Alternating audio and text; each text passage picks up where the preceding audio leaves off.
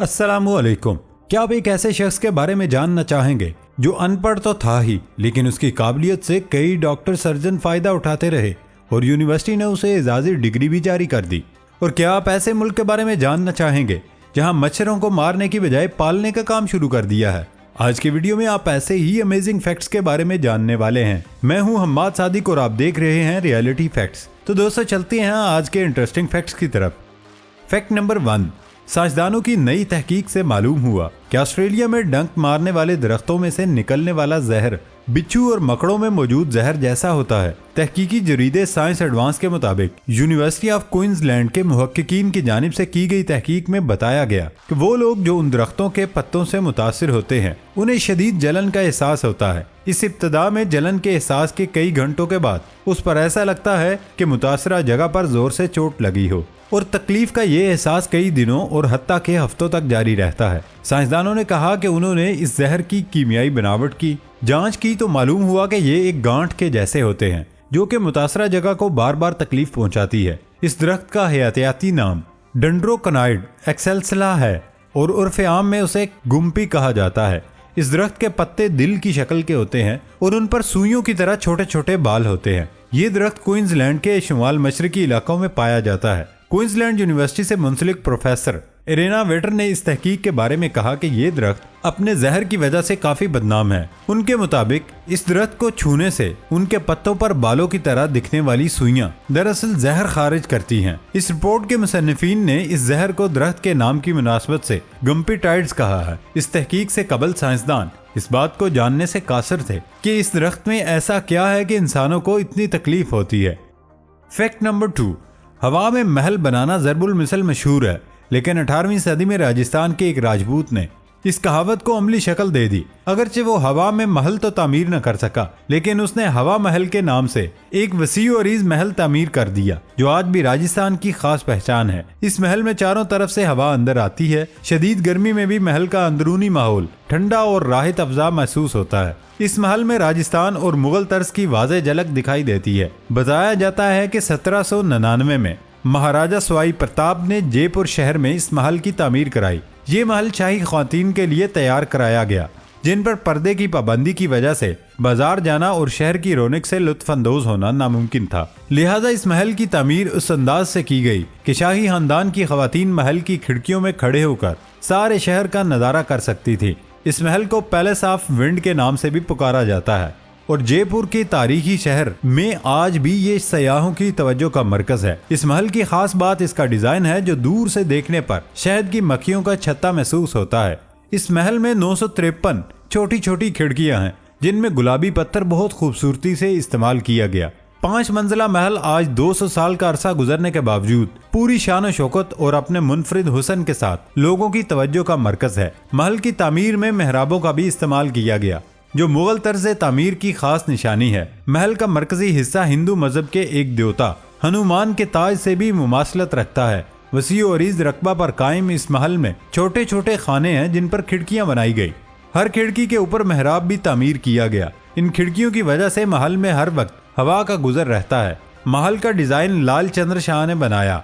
महल का अकबी हिस्सा बिल्कुल सादा है जबकि सामने के हिस्से को खूबसूरत नक्शो निगार से सजाया गया। अगर कोई शख्स महल का सिर्फ अकबी हिस्सा देखने पर इक्तफा करे तो उसे उसमें कोई खास बात दिखाई नहीं देती। यह हिस्सा राजस्थान के आम घरों की तरह तामीर किया गया, लेकिन सामने का हिस्सा देखने से मालूम पड़ता है कि ये महल एक शाहकार और फन तामीर का नमूना है। सयाहों के मुताबिक महल की खूबसूरती तलू और गुरूब आफ्ताब के वक्त देखने के काबिल होती है। जब सूरज की सुनहरी शुआएं महल की गुलाबी ईंटों पर पड़ती हैं तो महल का हुस्न निखर कर दुगना हो जाता है और उसकी चमक दूर से ही महसूस होती है।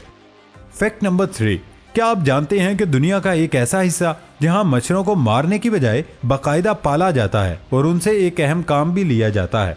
दुनिया भर के लोग मच्छरों के काटने के सबब उससे फितरी तौर पर नफरत करते हैं और मच्छर को देखते ही हर कोई उसको मारने के लिए लपकता है और उस वक्त तक चैन से नहीं बैठता जब तक उसको मार न ले। और ऐसा करने में हक बजानब भी है क्योंकि मामूली से नजर आने वाला ये मच्छर मलेरिया और डेंगू जैसे मूजी अमराज के फैलाव का सबब होता है और हर साल लाखों अफराद न सिर्फ उसका शिकार होते हैं बल्कि उसके सबब हर साल 10,000 से ज्यादा लोग अपनी जान की बाजी भी हार जाते हैं। इस वजह से दुनिया भर के साइंसदान सालों से इस जिद्दोजहद में मसरूफ हैं कि ऐसी जरासीम कुछ अद्वियात बना ली जिससे उन मच्छरों को हलाक किया जा सके। मगर सिंगापुर का शुमार दुनिया के उन ममालिक में होता है जहां पर मच्छरों को मारने की बजाय उनको न सिर्फ पाला जाता है बल्कि उनकी अफजाइश भी की जाती है। सिंगापुर की एक लेबोरेटरी में इन मच्छरों को न सिर्फ पाला जाता है बल्कि उनकी अफजाइश भी की जाती है और इन मच्छरों को बड़ी तादाद में फरोख्त किया जाता है। लोग इन मच्छरों को न सिर्फ खरीदते हैं बल्कि इन मच्छरों को खरीद कर अपने घरों में लेकर जाते हैं और उसके बाद मच्छरों से भरे इन डब्बों को अपने घरों में आजाद करके उड़ा देते और खुशी महसूस करते हैं। मगर याद रहे, ये पाले जाने वाले मच्छर आम मच्छरों की तरह नहीं होते जो कि डेंगू और मलेरिया का बायस बनते हैं, बल्कि सिंगापुर की एक लेबोरेटरी में ऐसे खास किस्म के मच्छरों की अफजाइश की जा रही है जो कि किसी को भी काटने की सलाहियत नहीं रखते। मच्छरों की तादाद में इजाफा उनकी अफजाइश से होता है, मगर उन मच्छरों के अंदर ये सलाहियत मौजूद होती है कि ये आम मच्छरों में शामिल होकर उनकी अफजाइश की सलाहियत को खत्म कर देते हैं। दूसरे लफ्जों में सिंगापुर में लोग मच्छरों के खात्मे के लिए किसी भी किस्म के जरासीम कुश स्प्रे की बजाय उन मच्छरों का इस्तेमाल करते हैं। लेबोरेटरी से खास किस्म के मच्छर हासिल करने के बाद जब इन मच्छरों को अपने घर में छोड़ते हैं तो ये खास मच्छर आम मच्छरों की अफजाइश के सिलसिले को रोक देते हैं और इस तरह एक खास वक्त के बाद इर्द गिर्द के तमाम मच्छरों का खात्मा हो जाता है। क्योंकि ये खास मच्छर किसी को काटने की सलाहियत नहीं रखते, इस वजह से नुकसानदेह नहीं होते और एक खास वक्त के बाद दूसरे मच्छरों की हलाकत का बायस बनने के बाद खुद भी हलाक हो जाते हैं और माहौल को मच्छरों से पाक करके मलेरिया और डेंगू के खतरे से लोगों को बचा लेते हैं। फैक्ट नंबर 4, आप ये जानकर हैरान हो जाएंगे जापान में 1, 2, 3 नंबर फ्लाइट क्यों नहीं बनाई जाती। 1985 में जापानी एयरलाइन का एक तैयारा बोइंग 747 टोक्यो के हवाई अड्डे से ओसाका जाने के लिए उड़ा। अमले समेत 524 अफराद उसमें सवार थे। परवाज भरने के 12 मिनट बाद तैयारे में खराबी पैदा हो गई और फिर कुछ देर बाद वो जमीन पर आ गिरा। इस हादसे के नतीजे में सिर्फ 4 अफराद मौजूदा तौर पर जिंदा बचे जबकि 520 अफराद हलाक हुए। हवाबाजी की तारीख का ये बदतरीन हादसा है। हादसे की तहकीकात शुरू हुई तो पता चला 7 साल पहले इस जहाज की दुम में कोई खराबी पैदा हुई थी जिसे ठीक तो कर दिया गया था मगर कुछ कसर रह गई थी। वक्त गुजरने के साथ साथ ये खराबी बढ़ती गई और बिल आखिर इस हादसे का बायस बनी। जापानी मियार के एतबार से ये बात डूब मरने का मकाम थी। चुनाचे जापानी एयरलाइन के सदर ने इस्तीफा दे दिया। मेंटेनेंस मैनेजर ने खुदकुशी कर ली। जिस इंजीनियर ने जहाज का मुआयना करके उसे उड़ाने के मौजू करार दिया था उसने भी खुदकुशी कर ली। जापानी एयरलाइन ने कोई जिम्मेदारी कबूल किए बगैर मुसाफिरों के लवाहिकीन को $6.7 मिलियन का हर्जाना अदा किया। फ्लाइट नंबर 123 का नंबर उसके बाद जापान की किसी एयरलाइन ने इस्तेमाल नहीं किया और जापानी एयरलाइन ने 747 बोइंग की जगह बोइंग 767 और 777 इस्तेमाल करने शुरू कर दिए। उसके बाद से आज तक जापानी एयरलाइन का कोई मुसाफिर तैयारा तबाह नहीं हुआ। फैक्ट नंबर 5, दोस्तों क्या आप उस अनपढ़ शख्स जिसने दुनिया में सबसे ज्यादा डॉक्टर्स को ऑपरेशन करना सिखाए उसको जानना चाहेंगे? और इस डॉक्टर ने तरबियत दी लेकिन खुद उसने ये सब कुछ कहां से सीखा?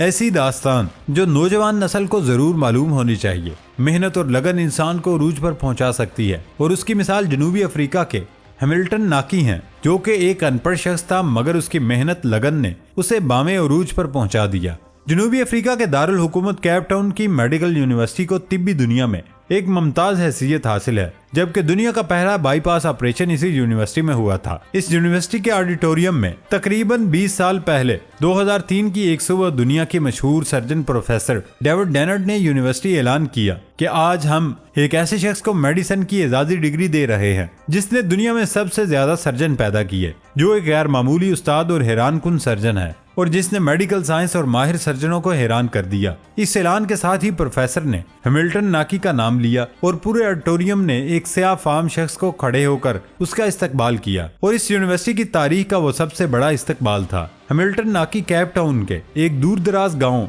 सनिटानी में पैदा हुआ। उसके वालिदैन चरवाहे थे, बकरी की खाल पहनता था, पहाड़ों पर सारा दिन नंगे पांव फिरता था, भेड़ बकरियां चराने में अपने वालिदैन का हाथ बटाता था। नौजवानी में वो तलाशी रोजगार के सिलसिले में गांव को छोड़कर केप टाउन आ गया। इन दिनों केप टाउन में एक यूनिवर्सिटी की तामीर जारी थी। वो यूनिवर्सिटी में मजदूर भर्ती हुआ। उसे दिन भर की मुशक्कत के बाद जितने पैसे मिलते थे वो उनका ज्यादा हिस्सा घर भेज देता था और खुद थोड़ा बहुत खाना खाकर और चने चबाकर खुले मैदान में सो जाता था। कई बरस मजदूर की हैसियत से काम करता रहा और फिर उसी यूनिवर्सिटी में माली भर्ती हो गया। उसे टेनिस कोर्ट के घास काटने का काम मिला। वो रोज टेनिस कोर्ट पहुंचता और घास काटना शुरू कर देता। 3 बरस ये काम करता रहा। फिर उसकी जिंदगी में एक अजीब मोड़ आया। वो तिब की जदीद तारीख में उस मुकाम तक पहुंच गया जहां आज तक कोई अनपढ़ शख्स नहीं पहुंच सका। ये एक सुहानी सुबह थी। उसी यूनिवर्सिटी के एक प्रोफेसर रॉबर्ट जोन्स जिराफे पर तहकीक कर रहे थे।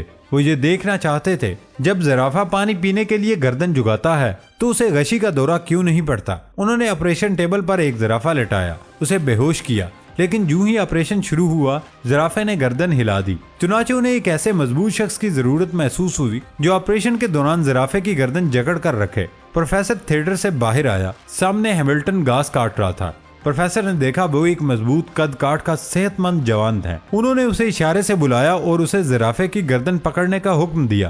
हैमिल्टन ने जिराफे की गर्दन पकड़ ली। यह ऑपरेशन 8 घंटे जारी रहा। इस दौरान डॉक्टर चाय और कॉफी के वक्फे करते रहे, लेकिन हैमिल्टन जिराफे की गर्दन थामे खड़ा रहा। ऑपरेशन खत्म हुआ। वो चुपचाप बाहर निकला और घास काटना शुरू कर दी। दूसरे दिन प्रोफेसर ने उसे दोबारा बुला लिया। वो आया और जिराफे की गर्दन पकड़कर खड़ा हो गया। उसके बाद ये मामूल बन गया। वो यूनिवर्सिटी आता, 8-10 घंटे ऑपरेशन थिएटर में जानवरों को पकड़ता और उसके बाद टेनिस कोर्ट की घास काटने लगता। हैमिल्टन कई महीने दोनों काम करता रहा। प्रोफेसर रॉबर्ट जोन्स उसकी इस्तिकामत और इखलास से मुतासिर हुआ और उसे माली से असिस्टेंट बना लिया। हैमिल्टन की प्रमोशन हुई। वो अब यूनिवर्सिटी आता, ऑपरेशन थिएटर पहुंचता और सर्जनों की मदद करता। ये सिलसिला बरसों जारी रहा। 1958 में उसकी जिंदगी में दूसरा अहम मोड़ आया। उस साल डॉक्टर बर्नार्ड यूनिवर्सिटी आए और उन्होंने दिल की मुंतकिली के ऑपरेशन शुरू कर दिए। हैमिल्टन उनका असिस्टेंट बन गया। वो डॉक्टर बर्नार्ड के काम को गौर से देखता रहा। उन ऑपरेशनों के दौरान वो असिस्टेंट से एडिशनल सर्जन बन गया।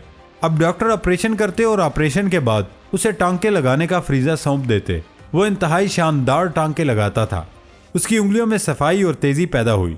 उसने एक दिन में 50-50 लोगों के टांके लगाए। वो ऑपरेशन थिएटर में काम करते हुए सर्जनों से ज्यादा इंसानी जिस्म को समझने लगा। चुनाचे बड़े डॉक्टरों ने उस अनपढ़ शख्स को जूनियर डॉक्टरों को सिखाने की जिम्मेदारी सौंप दी। वो अब जूनियर डॉक्टरों को ऑपरेशन की टेक्निक सिखाने लगा। आहिस्ता आहिस्ता हैमिल्टन यूनिवर्सिटी की अहम तरीन शख्सियत बन गया। वो मेडिकल साइंस की इस्तिलाहात से नावाकिफ था, लेकिन बड़े से बड़े सर्जन से बेहतर सर्जन था। 1970 में उसकी जिंदगी में तीसरा मोड़ आया। उस साल जिगर पर तहकीक शुरू हुई तो उसने ऑपरेशन के दौरान जिगर की एक ऐसी शरेयान की निशानदही कर दी जिसकी वजह से जिगर की मुंतकिली आसान हो गई। उसकी इस निशानदही ने मेडिकल साइंस के बड़े बड़े दिमागों को हैरान कर दिया। आज जब दुनिया के किसी कोने में किसी शख्स के जिगर का ऑपरेशन होता है और मरीज आंख खोलता है तो उस कामयाब ऑपरेशन का सेहरा हैमिल्टन को भी जाता है। हैमिल्टन 50 बरस कैपटाउन यूनिवर्सिटी के साथ वाबस्ता रहा। वो रोजाना 14 मील का सफर करके पैदल यूनिवर्सिटी आता। उसने कभी औकाते कार की तवालत और सहूलतों में कमी का शिकवा नहीं किया। फिर उसकी जिंदगी में एक वक्त आया जब उसकी तनख्वाह और मुराद यूनिवर्सिटी के वाइस चांसलर से ज्यादा थी और उसे वो एजाज मिला जो आज तक मेडिकल साइंस के किसी शख्स को नहीं मिला। वो मेडिकल हिस्ट्री का पहला अनपढ़ उस्ताद था जिसने कभी स्कूल का मुंह नहीं देखा। वो अंग्रेजी का एक लफ्ज भी पढ़ और लिख नहीं सकता था। वो पहला अनपढ़ सर्जन था जिसने जिंदगी में 30,000 सर्जनों को ट्रेनिंग दी। वो 2005 में फौत हुआ तो उसे यूनिवर्सिटी में दफन किया गया और उसके बाद यूनिवर्सिटी से पास आउट होने वाले सर्जनों के लिए लाजिम करार दिया कि वो डिग्री लेने के बाद उसकी कब्र पर जाएं, तस्वीर बनाएं और उसके बाद अमली जिंदगी में दाखिल हो जाएं। दोस्तों, ये थी हमारी आज की इंटरेस्टिंग वीडियो। नई वीडियो आने तक इजाजत दें। अल्लाह हाफिज।